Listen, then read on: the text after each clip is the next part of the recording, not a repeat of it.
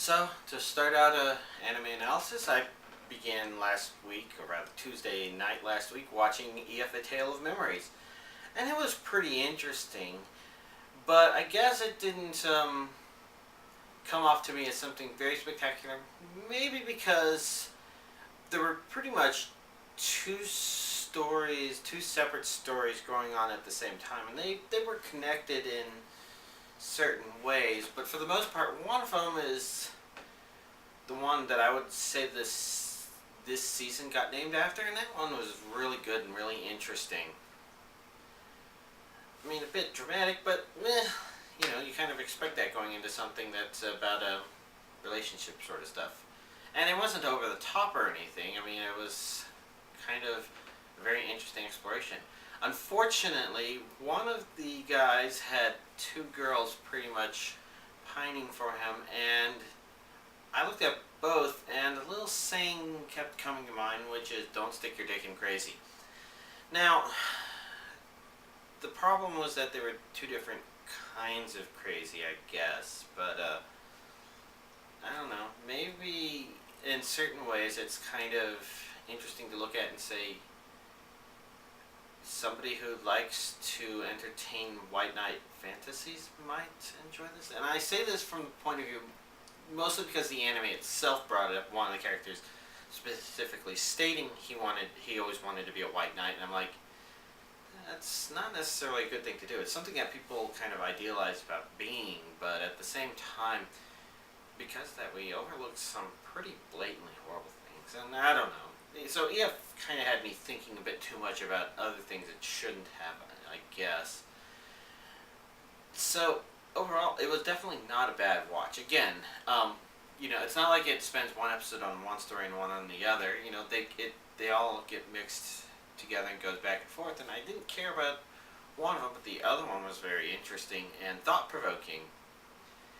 And overall, it was an enjoyable watch, even if it also kind of at the same time on a separate thread kind of felt slightly derailing.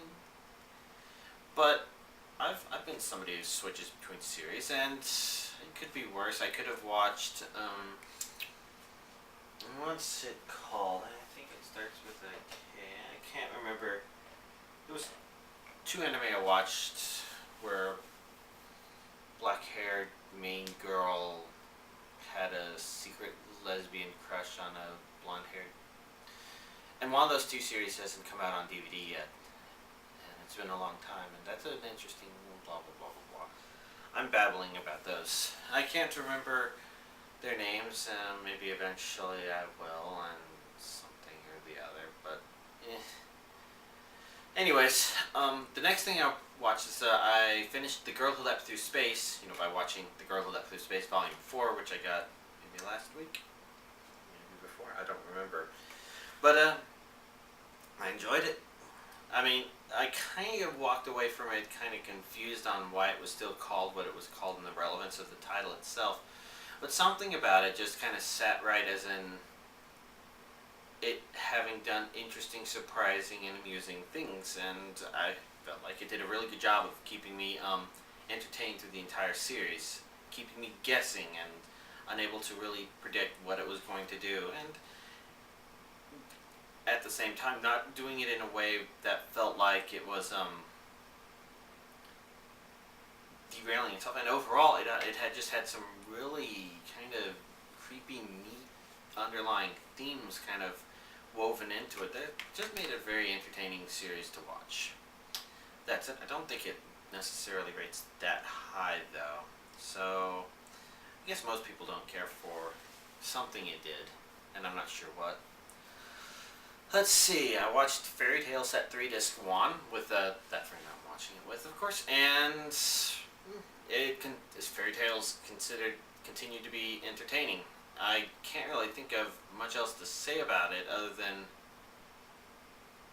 it's pretty much a series that I've felt still has not established anything looking like an overall story at this point.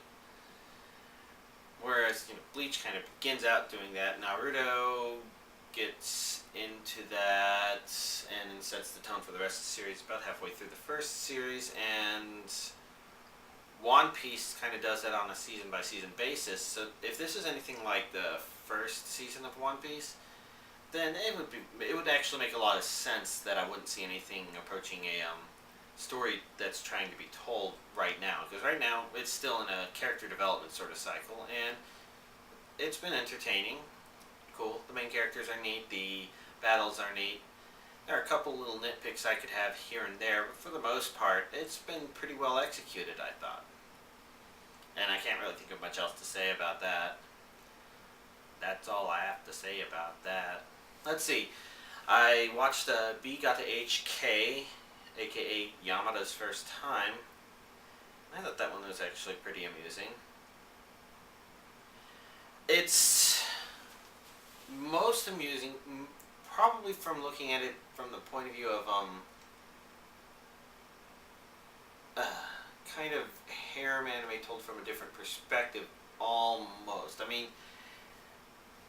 basically there was the guy, but our main character is Yamada, who has targeted him for a very specific reason, and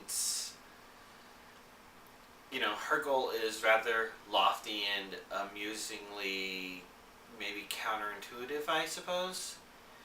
And I think that's the counterintuitiveness is actually really related to a lot of what the series does, because in the series a lot of characters are talking about the situations as we would normally expect them to be, whereas Yamada is obviously 180 degrees from that and going in completely the opposite direction. So it's like, the guy, he gets advice about having to talk to her first, and she just wants to get right down to it or something like that. And there's a lot of humor like that throughout the entire series that was actually quite amusing. And again, there was this other idea of it being almost a harem anime from a different perspective, except that, when she became interested in him, of course, some obstacles have to be in the way, and this anime was really good about making those obstacles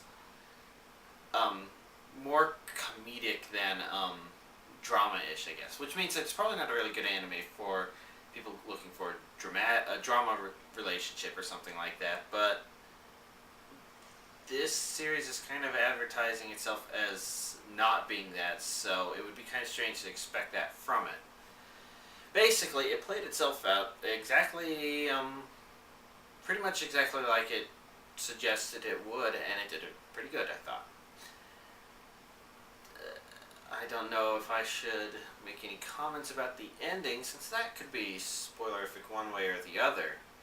So I'll leave that alone, and just go ahead and finish up with the last thing that I started watching, which is Tales of the Abyss.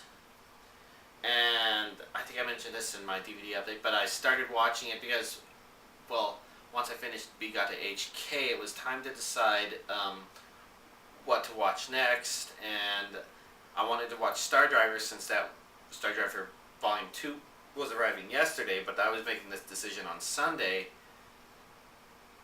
so I had to decide to either start the DVD of that and go on Blu-ray or find something else. And then it occurred to me that since Tales of the Abyss Volumes 3 and 4 both shipped on Sunday, that I could start watching that now and finish that entire series this week and not have to worry about the fact that I've been putting off watching that as well. There's a ton of stuff I put off watching, but whatever. And so far, it's not been bad, but it's also definitely not been good either. And I think a lot of the problem is our main character is very intentionally set up to be a rather immature person, and this may actually be fine. It's something that I'm not going to have a final judgment on until I've seen the entire series and what they do with it.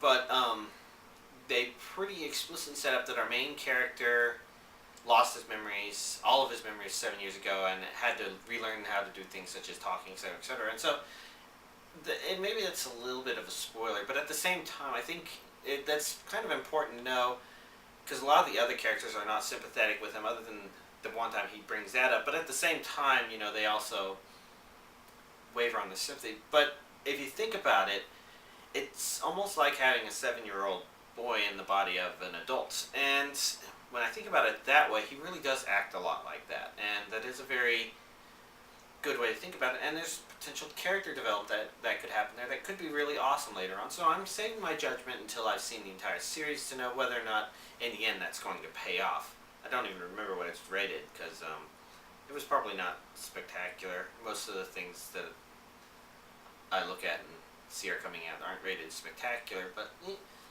I'll find out.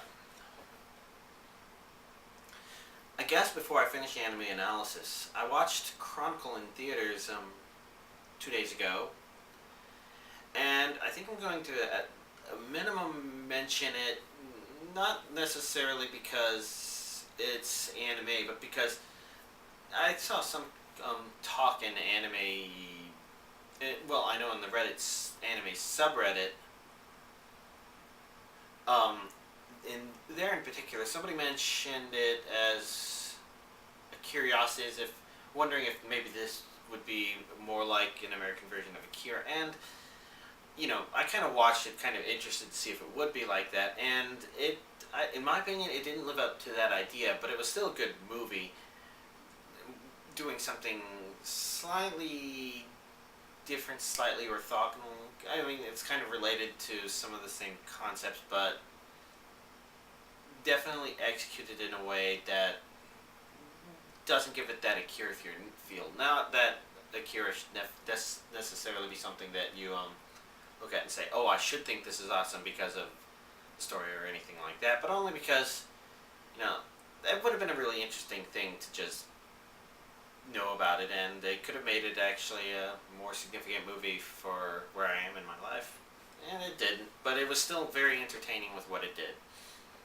So, can't do much about it other than say, ah, man, but it could have been like super spectacular, and that's just the usual thing, the wishing. Anyways, that's an anime analysis, and I guess I threw on a little movie analysis there too, so there we go.